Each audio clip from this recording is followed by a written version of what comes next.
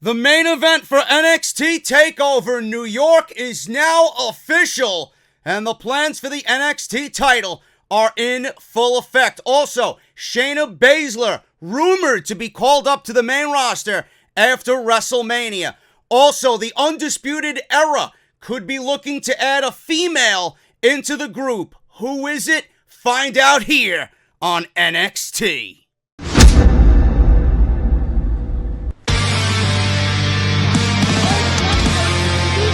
delete! This is mine.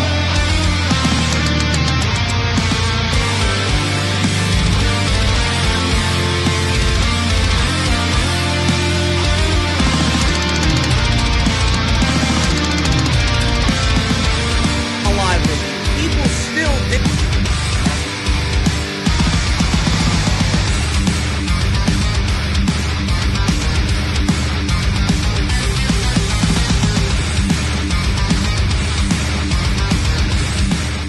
What is going on, guys? Thank you so much for tuning into the podcast today. This is NXT on Off the Script for Wednesday, March 20th, 2019. The future of the NXT Championship.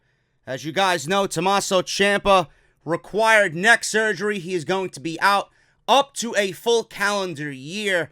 And we're going to go over exactly what Triple H has planned. We've finally seen it take place on television, and NXT Takeover New York, even though we're not getting Gargano and Ciampa, should still be one of the best takeover shows that WWE has ever put on. And right now, the main event is official. We all know it's Adam Cole versus Johnny Gargano in a 2 out of 3 falls match. It isn't Ciampa, it isn't the final chapter to the story that we all wanted, but there's no doubt in my mind that this match is going to be fucking phenomenal. So we're going to go over everything, how we got there, my thoughts on that, plus random news and rumors on Ciampa, on Undisputed Era, and some news coming out of the women's division as well. Shayna Baszler more than likely is going to be joining the main roster after WrestleMania, and there's no better person.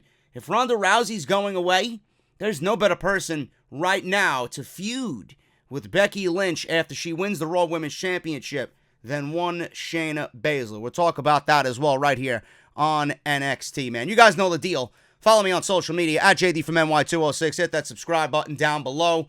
Turn on that bell for all notifications. Social media is on Twitter and Instagram, and it's the same name, man. At JD from NY206 on both Twitter and Instagram. If you guys are on Instagram and you have an Instagram page, please make sure you follow me on there. I'd love to be over 10,000 followers on Instagram, man. You guys are blowing it up on Twitter. As always, we are nearing 26,000 followers on Twitter. One of these days, I'll be verified, man, but, I'm not holding my breath for that one.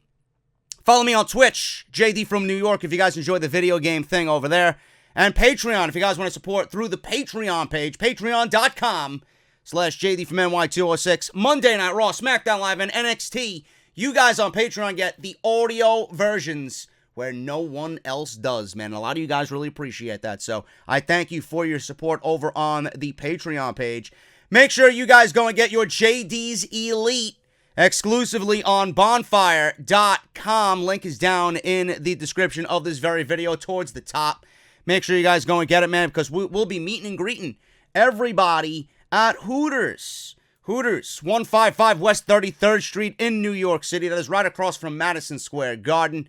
1 to 4 p.m. Friday, April 5th, before NXT Takeover New York, which, like I said, the main event will be Adam Cole, baby, versus Johnny Gargano for the vacated NXT Championship. You guys will have more than enough time to get over to the Barclays Center. You guys can take an Uber or Lyft, get on the 4 or 5 train. I wouldn't hold you up if you guys do indeed have tickets to the show, but come and hang out, man. It's going to be a damn good time. We're going to have some House of Glory wrestlers and House of Glory management there. It's going to be great, man. It's going to be a big deal, so come on out, Hooters.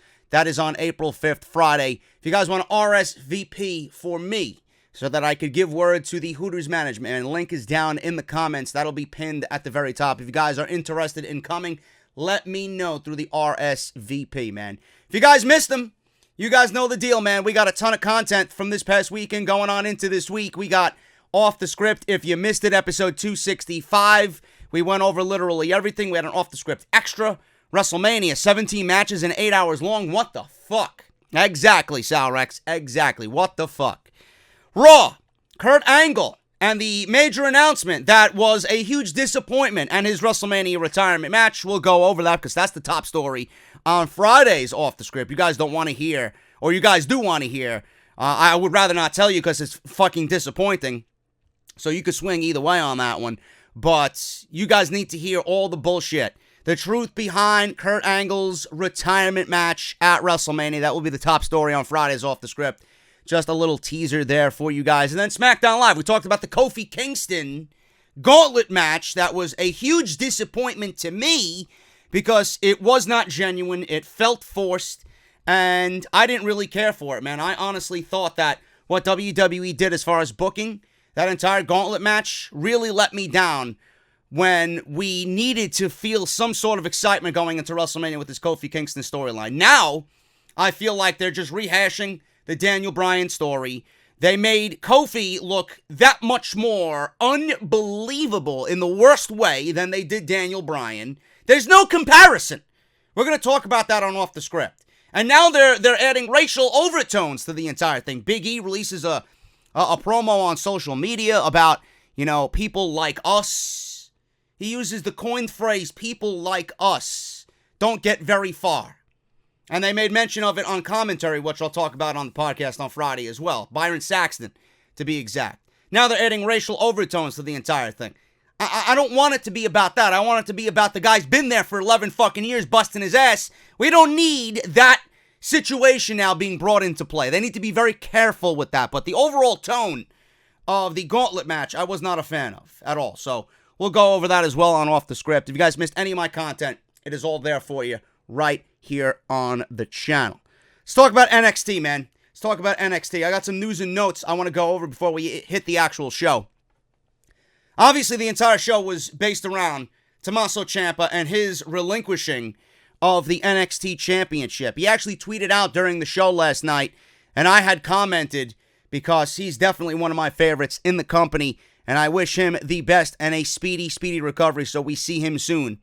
Tommaso Ciampa tweeted that a piece of him died tonight watching NXT back. He says, "Small piece of me died tonight. The greatest 237 days of my life." Don't worry, champ. I mentioned this on social media. Don't worry, champ. Goldie might have a temporary home, but she knows where her home really is, and that is with Tommaso Ciampa.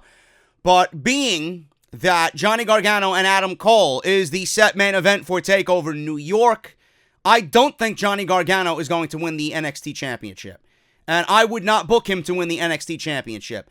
This is just a bump in the road. This entire feud between Ciampa and Gargano has been a bump in the road. He turned.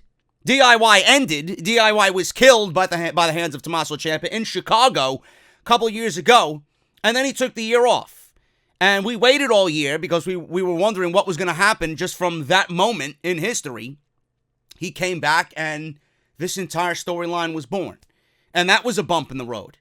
And the time away, obviously, look at what it did for Tommaso Ciampa. Look at what he transformed into.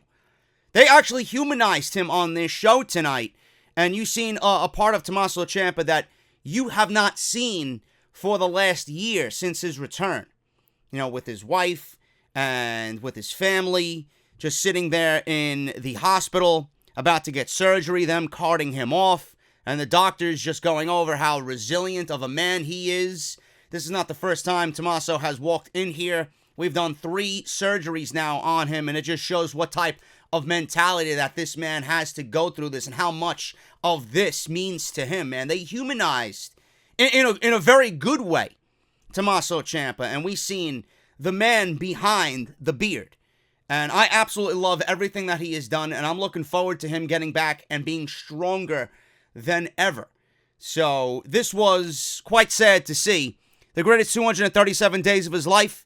I guarantee you that when Tommaso Ciampa comes back, that if he is in NXT or the main roster, he is not going to go unseen. He is too talented and too great at what he does to just not pick up where he left off. So I'm looking forward to seeing him when he comes back. WWE is looking at Shayna Baszler for a main roster call-up. This is common logic. This should not be news to anybody. Now, we got Ricochet, we got Alistair Black. More than likely, Ricochet is going to be doing triple duty. Alistair Black is probably going to be on the main roster. We got Gargano, I am predicting loses at TakeOver, and then he gets fast-tracked to the main roster. It's about time. It's about time. And we'll go over that as well when we talk about the main event. But Shayna Baszler is the one female that I know is going to be on the main roster, and it makes perfect sense. With Ronda going away, rumored to be going away after WrestleMania, Shayna Baszler is the perfect woman, the best friend of Ronda Rousey, to take her spot and continue the feud with Becky Lynch until Ronda Rousey gets back. That's what I'm predicting WWE does, and I think that's the best course of action here for Shayna Baszler. Now, WWE is always looking to add star power to the main roster, and it seems like they could have another big call-up from NXT soon enough, because Shayna Baszler is reportedly on the short list to get her main roster call-up. Now, Kairi Sane is also on that short list, but I would not put Kairi Sane on the main roster. I would not pull her from NXT at all. It's too soon for Kairi Sane. Now, Wrestling News reports that WWE is considering the possibility of calling Shayna Baszler up to the main roster. They also have some very interesting plans on what they plan to do with Jessamyn Duke and Marina Shaffir. Now, we'll talk about that in a second in the story to follow this one. Now, it's not a guarantee that every big NXT superstar will have a fantastic run on the main roster. This is obviously proven with several right now on the main roster who had a great run in NXT and just seem to be floating in the sea of mediocrity that is the main roster. Now, they also plan on using Shayna Baszler at 38 years old. So, at that age, if they don't have plans for her on the main roster, I would be shocked. She's too good at what she does. She has come so far from when we first seen her in the inaugural Mae Young Classic. And the fact that she's Ronda Rousey's best friend, I think she's going to get preferential treatment here. And like I said, 38 years old is key, man. You don't want to bring someone up at 38 years old and just have them stall. If you're going to bring someone up at that age, I mean, they did it with Finn Balor, and here I am talking about what WWE should do. They clearly failed with Finn Balor. He's the same age, looks great, but I guess age means nothing to these people. You're going to bring Shayna Baszler up at 38 years old, you better have a fucking plan for her. You know, that's not a young age to be in this pro wrestling thing. She's up there. So if they have her at 38 years old, they better fucking have a plan on how to use her. And it's simple. You slot her right into that Ronda Rousey role. Perfect. Now, she spent the majority of her life in MMA. She could be a big success on the WWE main roster, as well as she should be, because she's found great success in NXT. And out of all the horsewomen right now, including Ronda, Shayna is the one who is superseding Ronda in everything. Ronda, in my eyes, is catching up to Shayna, finally, with the heel turn. Her stories in NXT might be dwindling down to a certain extent, so calling her up now makes sense. I do not see her walking out of that fatal four-way at TakeOver New York with the Women's Championship. In fact, I am either going with Bianca or Io to win that title. In fact, I would give it to Bianca and have Io chase, and that be your match at TakeOver in Toronto during SummerSlam weekend, and then Io can win the title there. I think Bianca deserves a run with the championship for the spring and summer months, and then have that big match with Io at SummerSlam weekend. So it wouldn't be surprising at all to see her added to the main roster, Shayna, and it could happen as soon as the next superstar shakeup, which is scheduled for Raw 2 weeks after WrestleMania. Becky, the story here is Becky has to win the Women's Championship, the Raw Women's Championship. Baszler and Becky on Raw, sign me up. I think that's fucking fantastic. And the promo work, you know Shayna can cut a fucking promo. She's really, really good at what she does. I would love to see the interactions between Shayna and Becky Lynch. Shayna taking the Ronda Rousey spot, and then Ronda comes back, and then maybe we start seeing more seeds planted for the horsewomen on the main roster, man. And with Sasha and Bayley as tag team champions, and they got Ronda and Shayna on the main roster, look at that fucking tag team match that we could possibly see for the tag team championships. The whole horsewomen thing could be built over the tag team championships as well. There's a lot of different routes that WWE could take here, and it's very exciting because I'm a huge fan of Shayna Baszler, and I'm looking forward to her work on the main roster. Now, the thing with these main roster call-ups from NXT is they never have that same luster and appeal. Like, we all love Shayna Baszler in NXT. I don't think the woman could do wrong in NXT.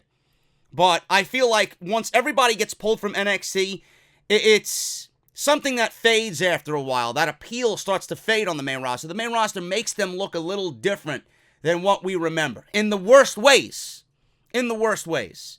Because I mentioned about Alistair Black. They're humanizing Alistair Black so much that he doesn't really feel the same as he did in NXT. And you could go back to as far as his match with Johnny Gargano at War Games. You know, when he came back from his injury, he does not feel that, he doesn't feel that sameness that as he did there, as he does now. I don't know what it is. I hope it doesn't happen to Shayna, and I think Triple H is too much of a fan of Shayna to let that happen. I think Triple H is too much of a fan of all these recent call-ups to let anything bad happen to them. So I'm hoping that when she makes the main roster, she's in good hands, just like everybody else is in good hands. We'll see what happens there. Speaking of the horsewomen, WWE could be adding a female to Undisputed Era. Now, this is great because, one, with Adam Cole possibly winning the NXT Championship, that is going to keep him in NXT. And with plans for Undisputed Era to add a female, that means Undisputed Era is staying in NXT. You're not pulling Undisputed Era. You pulled already Ciampa, Gargano, Ricochet, and Black. There's no way you pull Undisputed Era. This is why I think they stay there for another year and just run roughshod over NXT. But they have some interesting plans for Undisputed Era following WrestleMania.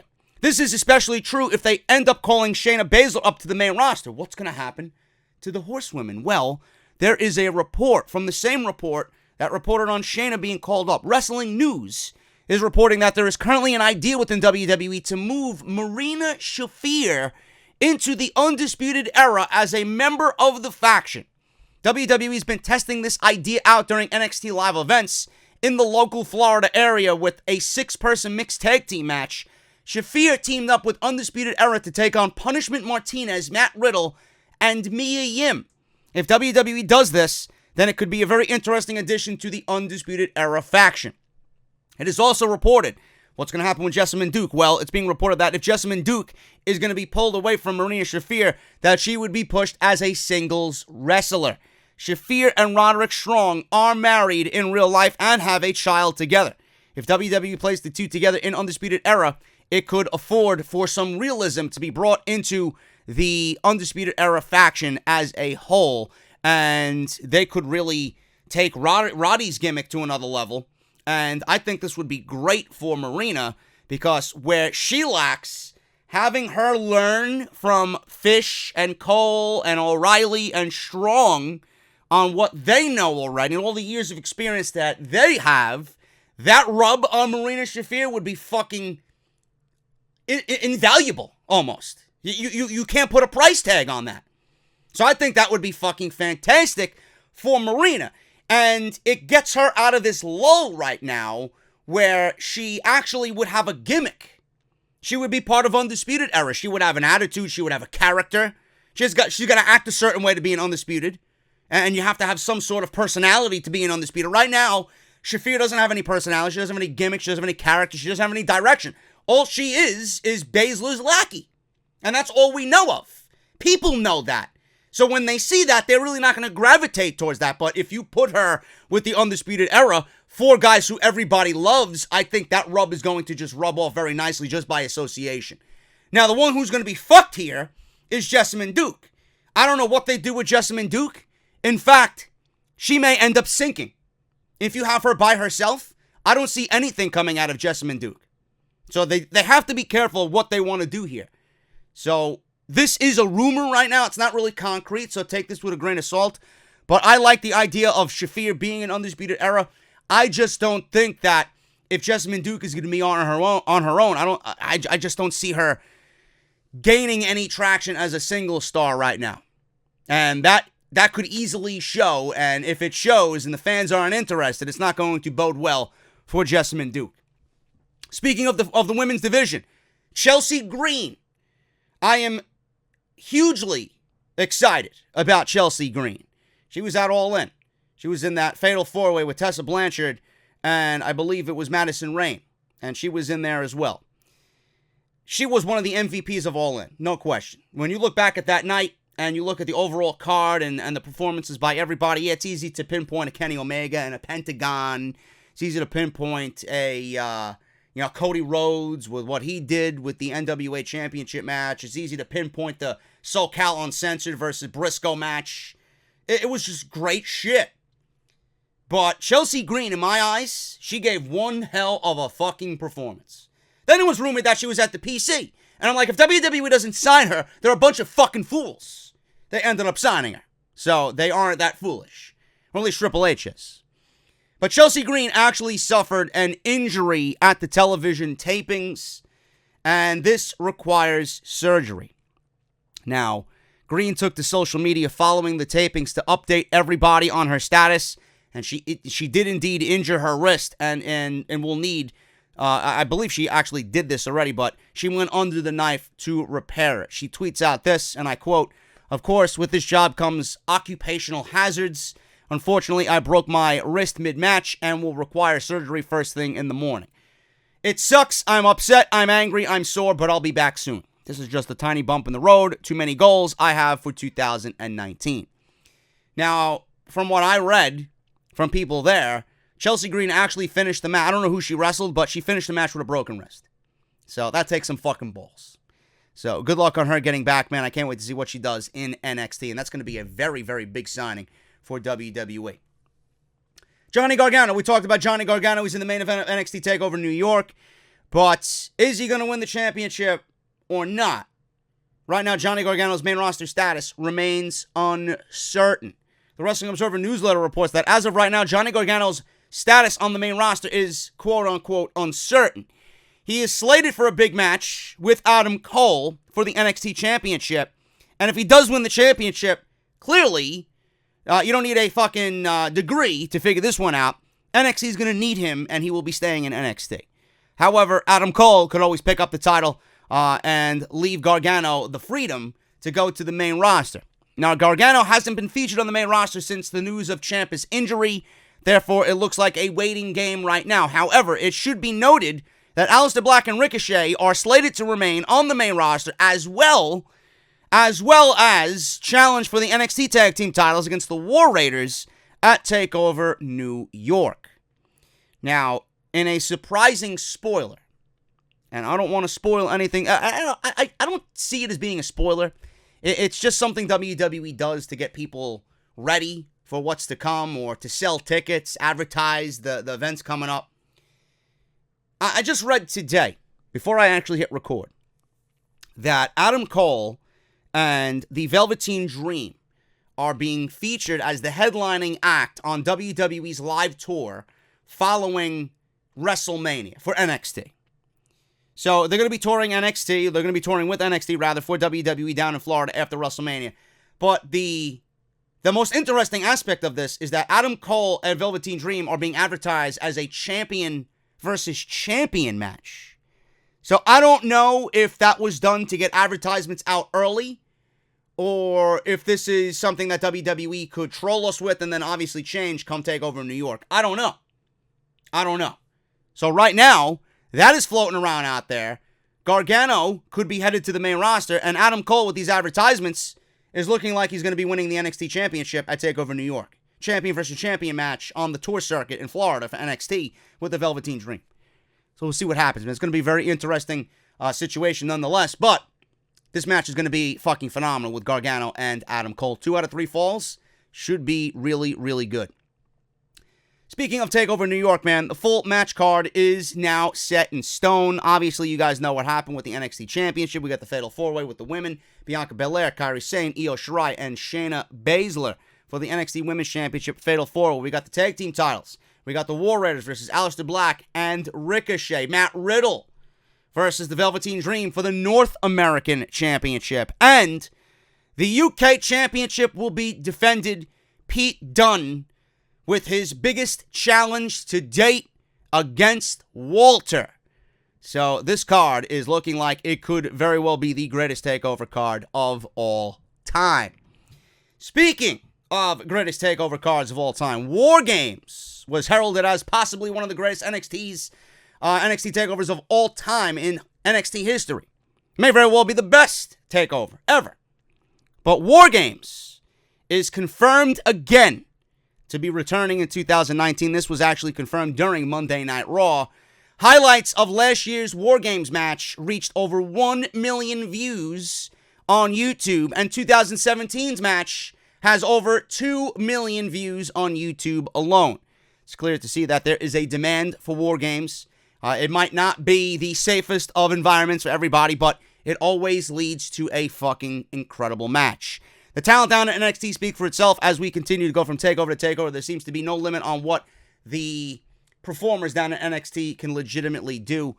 Speaking of, it's going to be interesting to see who is slotted into War Games this year. More than likely, it will be the Undisputed Era, but we'll see what happens when we get to November. But I'm excited that War Games is a staple in NXT. They've done right by it the last 2 years, and I don't expect anything less from Triple H's team, man. So War Games, once again, is coming back to NXT in November during Survivor Series weekend.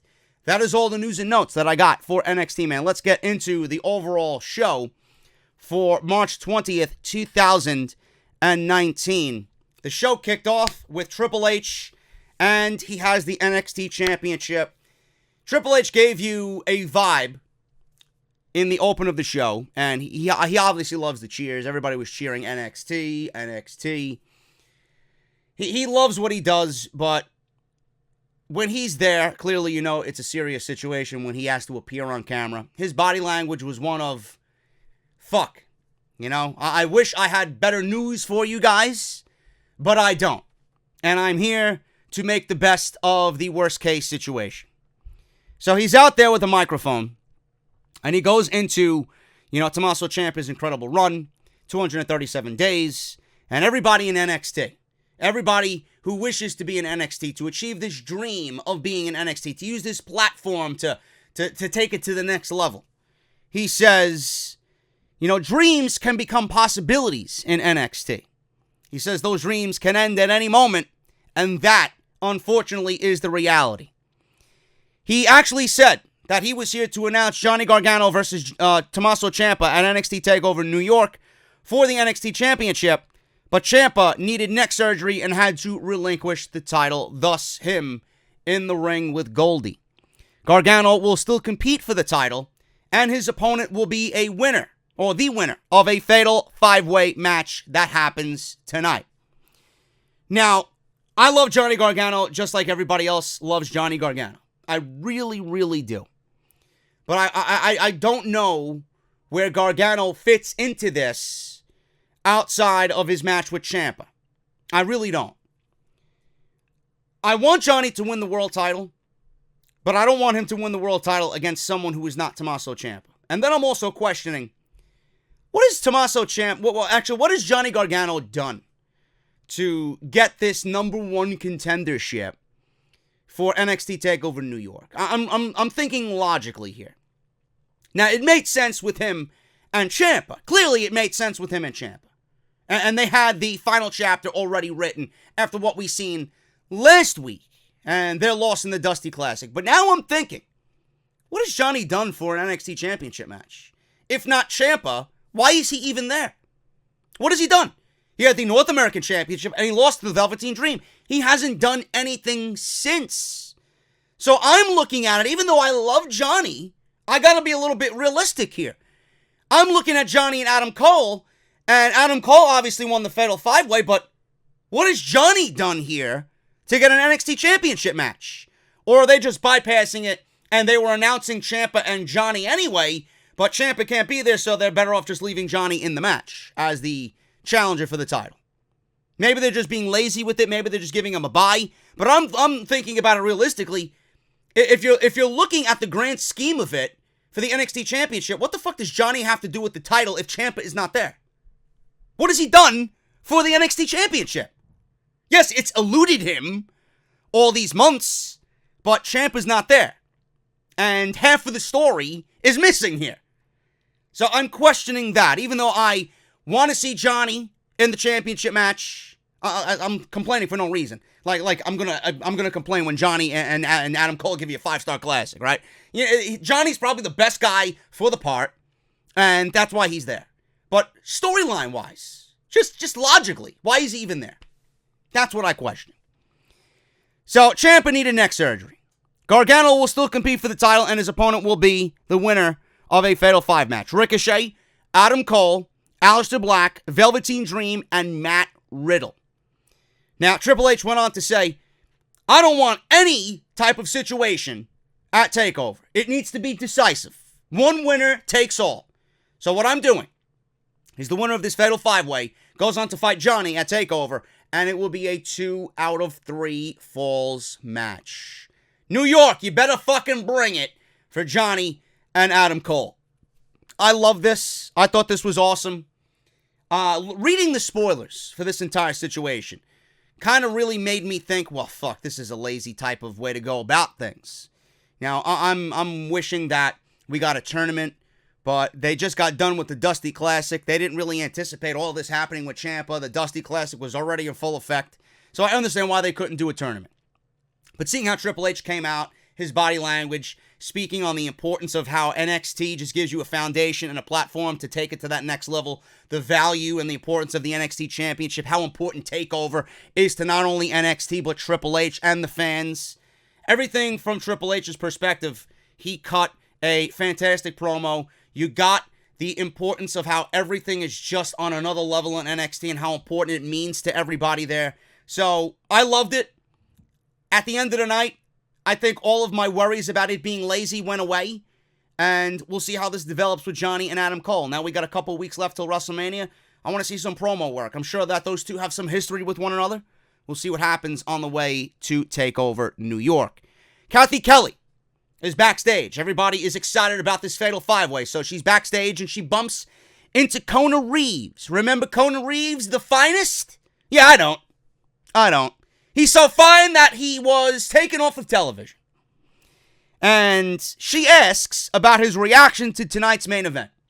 Kona Reeves says he'll be all right. And I'll be all right. But the main event won't be the finest. So, I think he mentioned something along the lines of Kathy Kelly hitting on him as well, or something along those lines. I don't really know. All I was thinking of, A, who the fuck gives a shit about Kona Reeves and his opinion?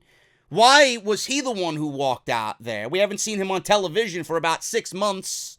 And I'm thinking to myself, well, if Kona Reeves is in this position, because they're not just going to ask anybody to fucking do this on television during this big match. If Kona Reeves is back on television, that means that he must be getting ready to be back on television. So we'll see what happens with that. The Forgotten Sons came out, and she asked them the same question. They don't give a fuck about the Fatal 5-Way. They wanted to know why Kathy Kelly wasn't asking them about the Dusty Classic and them being in the main event of next week's show with Alistair Black and Ricochet. So they're actually happy that Black and Ricochet aren't in tonight's Fatal 5-Way because their minds will be elsewhere. I like that tactic, man. The Forgotten Sons are thinking about the main event. Meanwhile, Alistair Black and Ricochet should be thinking about the Dusty Classic as well and the tag team titles.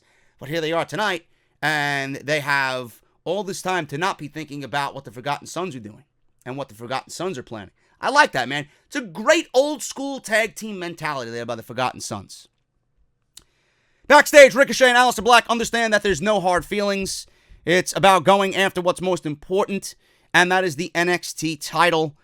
Ricochet says that he might have to pull double duty with the titles. Black says everyone will fade to black. So they're on the same page. There's no dissension there between Alistair Black and Ricochet. Dream says the spotlight is only big enough for one man, and the outcome tonight is Dream over.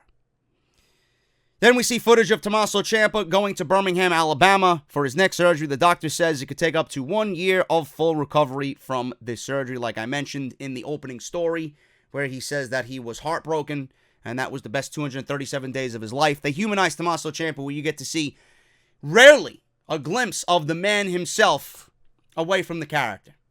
I thought it was great. Very serious overtones to it. They didn't really show too much, but they gave you that glimpse of Ciampa is getting surgery. He'll be fine. Recovery process is a year. He will be back. He's strong, and he's going to be back better than ever. So we'll see what happens with that. Matt Riddle speaks on the NXT #1 contender match tonight for the title. He says that he worked his ace off to get this opportunity. He fully plans on winning and taking the title at TakeOver, bro. Cole is also interviewed. He says that there isn't a person that deserves the title more than him. He actually, and I love this, he reminded everyone that 2 years ago at the Barclays Center, the Undisputed Era was born. And I find that to be incredibly interesting that he mentioned that one little tidbit where, while you're watching this, you might not have remembered the debut of Adam Cole at TakeOver in Brooklyn 2 years ago. He said he made his NXT debut in that very arena. And 2 years now, to the day, in the biggest TakeOver of all time during the biggest weekend in pro wrestling at the Barclays Center. The debut happened 2 years ago. Now, I'm going to take the NXT Championship. It's a perfect story. It really is a perfect story for Adam Cole. And I love that little tidbit there that he did add. Io Shirai and Kairi Sane were excited about the main event. And Caruso got in their faces. They were doing a photo shoot.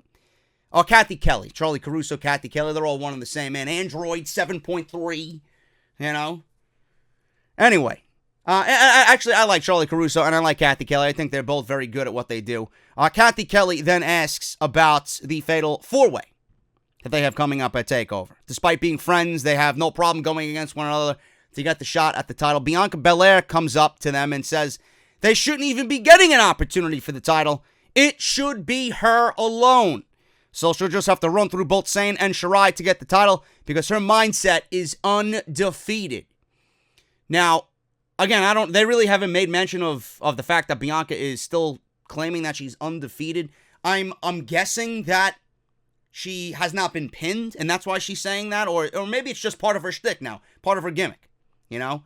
That's her mentality, that she's undefeated, that she goes into everything thinking that she's undefeated, that nobody could beat her. I think that's what it probably is, but saying or stating that you're undefeated knowing that Shayna Baszler passed you out, kind of silly. I'm going with Bianca to win the title, and then I'm going with Io and Bianca Belair at TakeOver in Toronto. That is my prediction for the Women's Championship. So we get to the main event, man. Adam Cole, Velveteen Dream, Ricochet, Alistair Black, and Matt Riddle. Winner advances to TakeOver New York against Johnny Gargano for the NXT Championship, man. This match was all over the place. Fatal 5-Ways or any multi-man match of this nature is incredibly difficult for me to sit here and go over. All I will say is this. It was a typical Fatal 5-Way, okay? I love this entire episode. I love the foundation of this episode and how they built everything around the NXT Championship. They didn't add anything else. They didn't make anything else seem important. They knew that they had a few weeks to build everything else up on TakeOver. Tonight was about the title. The title is the biggest thing in this company. We're going to build that intrigue and showcase everybody and how important the title is. The match itself was given enough time to breathe, being a Fatal 5-Way. And I love the fact that the entire show was built around this one situation. These Fatal 5-Ways are very difficult for me to sit here and talk about. They're chaotic. We always see the same generic, typical spots. You know, the Tower of Doom. Instead of it being 3 or 4, we got a 5-way Tower of Doom here. Generic spots. It was chaotic, but it was a contained chaos, and everybody legitimately got a spotlight to shine. Adam Cole got his spotlight, and he played his role. He was the opportunist in this role. He was the wily, sly opportunist in this match. That was his role. Velveteen Dream, you know, he plays the guy that he wants the spotlight to himself. He's going to do whatever he can to take that spotlight for himself. Ricochet and Alistair Black, two guys who are part of a tag team right now for the foreseeable future. They're linked together, not only on the main roster, but they're going for the NXT Tag Team Championship. So they were buddy-buddy. They knew what was important in this moment, but they did not let it break up their friendship. So that bond was there. Matt Riddle played the role of the most dangerous man, the most unpredictable man in this entire match. He was looking for the bro mission, and he basically got it on everybody last night. He was looking for the bro mission, and he was looking to tap someone out at any given point in this match and steal a victory. They wanted to showcase how explosive Matt Riddle was, and at the drop of a dime, he could tap you out at any given second. So all of these different personalities and all of these different styles mesh together very well in this match. And the one thing I love about a fatal 5-way match in NXT under this magnitude, if this was on the main roster, everything would be muddied. Everything would be just fucking... It would not come off the way that we've seen in NXT. It would spotlight one or two guys and then you forget that the other three guys are there. Legitimately, everybody in this match got a moment to shine. And what I loved so much about this match, and what I loved the most about this match, was the fact that everybody was equal to one another. There was not one person in this match that looked like he was above the rest. Meaning Velveteen Dream looked on the same level as Matt Riddle, and Matt Riddle looked on the same level as Adam Cole, and Adam Cole looked on the same level as Matt Riddle and a Ricochet, and an Alistair Black looked on the same level as a Matt Riddle, and everybody. They were all at the same level. There was not one guy up here and then everybody else down here. The focus was on everybody. And that goes to show you how talented the roster is in NXT. And that goes to show you how valuable that these guys are. It shows you the management in NXT, how they value everybody in that ring. And how they care for legitimately everybody. They don't play favorites. Everybody in that ring is a baby to their management team. And I love that. There's no political fucking agenda. There's no one guy here and other guys here. No. It's everybody's equal. And that's what was showcased in this match. And that's what I love most about this Fatal 5-Way. The ending of this was fucking crazy. The ending of this was fucking crazy, man. Black hit a German suplex on Dream. Running senton on Black by Riddle. Cole gets in the ring, lands a big super kick on Matt Riddle. Neck breaker over his knee, does the Ushigoroshi, goes for the cover. Ricochet able to stop that count. Cole with 2 super kicks to Ricochet. The last one was fucking devastating. So he went for the last shot. Ricochet ducks, and he hits a reverse Rana on Cole. I doubt we'll be seeing that from Ricochet on the main roster, but he's got this thing that he does it to Adam Cole all the time. Every match that they had, some sort of reverse Rana on Adam Cole. So Ricochet hit the reverse Rana on Cole, ends up rolling to the floor. He's taken out of the match for the time being. Ricochet with a handspring flip to the floor, and Riddle is in the ring with Velveteen Dream, and he gets the bro mission, looking for that quick, out-of-nowhere submission. Cole, the opportunist, like I said, pulls the referee out, starts arguing with the referee on the outside. Alistair Black in the ring, breaks up the bro mission with Velveteen Dream, hits Black Mass on Matt Riddle, and goes for the cover, but nobody's there. Dream Valley Driver by Velveteen Dream on Black. He goes up top looking to finish everybody off with the Purple Rainmaker. Ricochet flips him down to the floor in a head scissor takedown or Hurricane Rana. Lands on everybody that was on the outside. Ricochet now took everybody out. He's in the ring. He goes up top.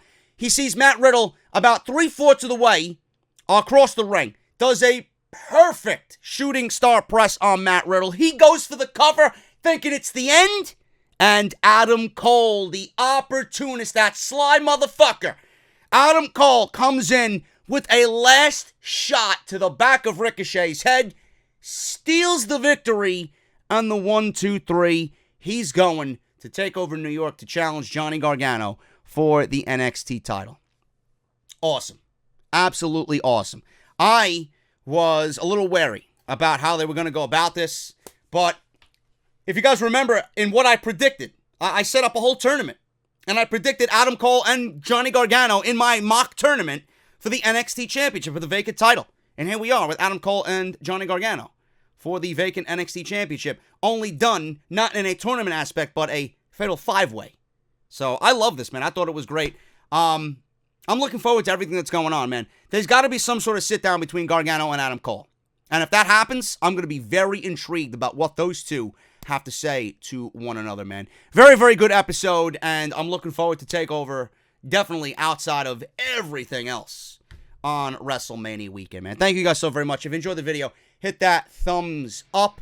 Sorry for the lateness of the NXT review, but hopefully you guys still enjoyed it anyway, man. Didn't get it up on Wednesday. I wanted to give myself the night off. And I hope you guys enjoyed the review today on Thursday. I'll see you guys back here on Friday, man. We got a lot of news and rumors on Off the Script to go over. So make sure you guys tune in to that. And you guys know the deal, man. Follow me on social media at JD from NY206. Both on Twitter and Instagram. Hit that subscribe button down below. Turn on that bell for all notifications. Patreon.com/JD from NY206. Twitch, JD from New York. Make sure you guys go get your t-shirts, man. Bonfire.com. Link is down in the description below. The official merchandise of JD's Elite, exclusively on Bonfire.com. If you guys missed Off the Script, you guys can go check all that stuff out. That is all in the eye that you see in the top right corner of the screen. So make sure you guys go and check that out if you missed them. And Hooters, 155 West 33rd Street, New York City, across from Madison Square Garden. Meet and greet from 1 to 4 p.m. Friday, April 5th, right before NXT Takeover. RSVP is down in the comments. Make sure you guys let me know if you are able to make it, man. Thank you so very much. Again, hit that thumbs up. I can't tell you how important the thumbs up are, man. Hit the thumbs up. It helps out the video with the search in the optimization, man, on YouTube.